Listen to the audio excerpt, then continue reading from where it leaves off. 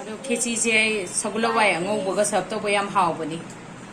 Sagulawai angauba se si yam hawbani khechi ga aduga aigi recipe aigi channel da su sagulawai angauba gi recipe yawbani adu dum yengbiyu.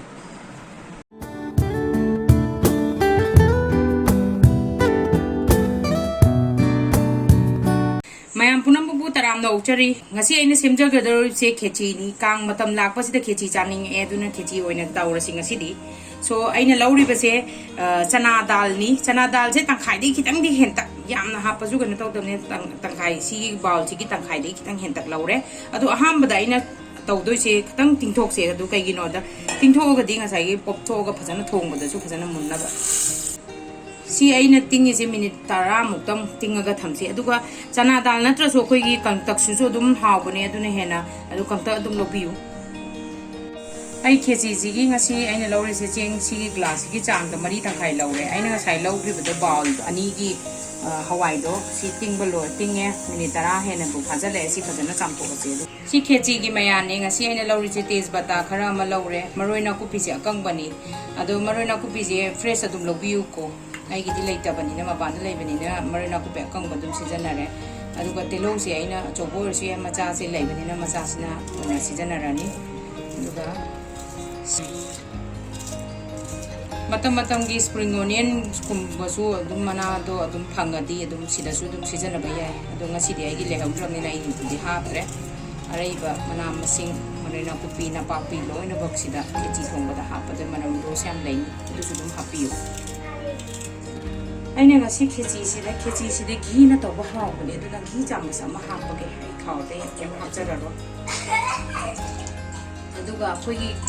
akhoi gi manipur gi ching se sida dine ga mai to ge de ching sida ne ghee do kitang gak to piyo manipur ching din napani na ne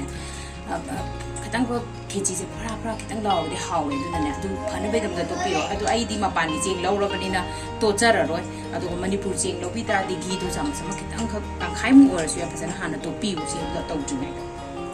ji aina law bada aham bada case bata se na thada pira se the game yaw su jira si di important oi na jira se sam ta khai na ha pa se ya koi ni maroi na ku pi ko apage maroi je fresh oi da di ne yam skin ne roast le bene maroi na ku pi ai di kam na na manam ni yaw da ba ai ki se da do do se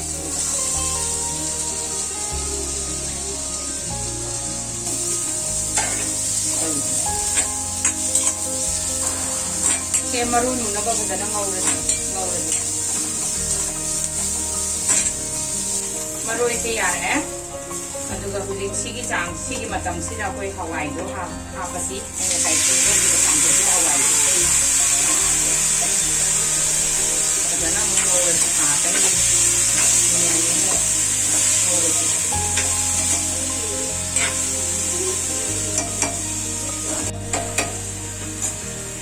koi morok se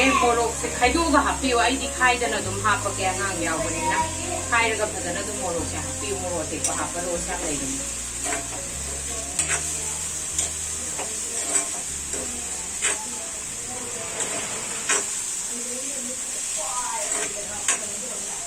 ngang ora si gi chang si de yara ni mini ani mu ngawra kan da nga sai gi machu tha ka da do morok nga ma tha su yare machu tha ka da ha ko ri ai se khechi ne na machu je kra phaja se am kam sama di tha hai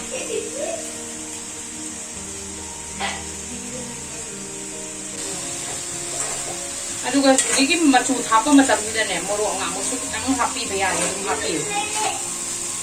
ai di moro ki tang kam hapsa re aduga sida ne ai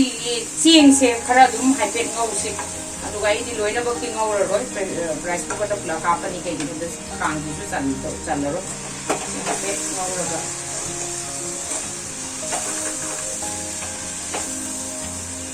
yamna lai ba recipe ne thong jari se chinga hawai ga aduga machu ga morok ga sina jana taro ga maroi ma pang na taro ka mi khechi yam haw aduga aina ngasi thong jaro do ri se sidegi rice cooker da ha pa da bani rice cooker नत्रसु pressure cooker दा direct दु सिगे पोचे दु हापचन बि आई हुजिक सि यारे आई rice cooker दा हापगे हुजिक rice cooker की कोल से आइना लौरे अदुरा ngасai gi cheng ngahou taba cheng do हापचलasi हापचलani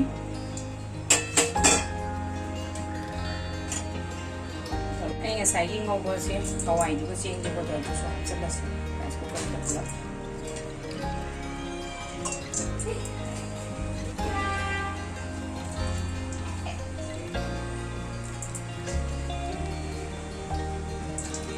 mine तौदना अखोइगी सिदगी याहौरिबा मयामसे पुला हापचनबिरस लोरे दुका फजना ने सि मही हापत्रिङाइदने फजना ओलस ल ओलहोसि सिदे यारे आई मही हापचलसि मही से अखोइ काउरोदबा न अखोइ राइस कुकर गी अखोइना चाक थोंबगी चांगदो दु चाप मानना हापियु अखोइना मही हाप मतमदा काउरोइदबना अखोइना पेलगा जानिंगे उइ उइ लाउना जानिंगे दुइ मतुंगिना मही दो अकॉर्डिंग टू दम हापि अखोइना राइस कुकर दा अनमना तौनारी से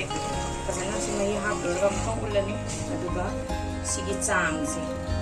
तांग अमगी चांग से यूजुअली तौनाय अमदे खितंग हिंदी सुइ दो या सिदा लास्ट से लोरे मही लोय हाप लोरे थुम हापचल लौरा से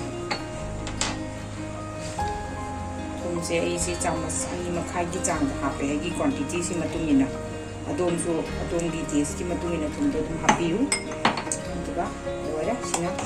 याम लाइना थोंबा आई से औसले लोरे तुम राइस कुकर ना तुम थोंजरदा से लोरे कुकर सिदा हापचलसी आई ngасai की खेची से अदुगा ऑन तौरसी आई खेची से फजना राइस कुकर दा सौरी अदु तौरी मरक सिदा खेची थोंगी मरक सिदा आई लबो आई खितंग अमक रोस्ट तौरगा ब्रेन चाइना ब सीजनिंग तौना ब तौसी आई खांग सिदा थाव खितंग लौरे अदुगा दिस आर ए आइना लौरी से लबो आई जे सिगी चांग सिदा खर लौरे अदुगा सिसे मौरस लबो आई से ngau mo tam da kauroi da ba na thau si yam na sa la kan da ngam tawra di ka san gi ne aduna low medium da ngobi yo labo ai di high flame da so ngobi dam ki manam je phasana la e yam nungsi re ki gi manam je phasana la e si hapta la ga di yam china se hawra ne si da boy se mul ni ga pok pok lao ka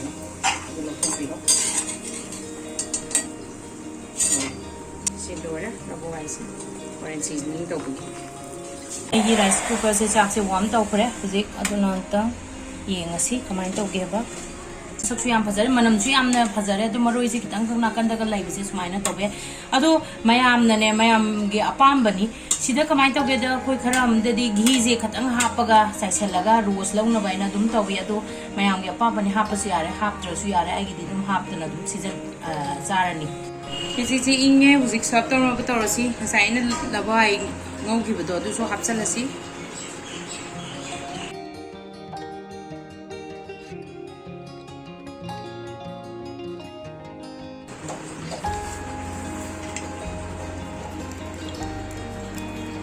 सीजे फजना ओलसी मनम नग लापने अस मसक सिदे हावरनी Kong मया ग लापसिदा बा खेची जे चाहौबनदी यामना चानागरे कालेन थासिदा दुना मयाम अमतंग try तौबियु आइगी recipe से येंगा अदुगा आइगी वीडियो से पाम्बीरदी लाइक शेयर कमेंट सब्सक्राइब तौबियु मयाम पुनमक ताइगी रिक्वेस्ट अमना सब्सक्राइब तौबो कौबिगुनु आइगी चैनल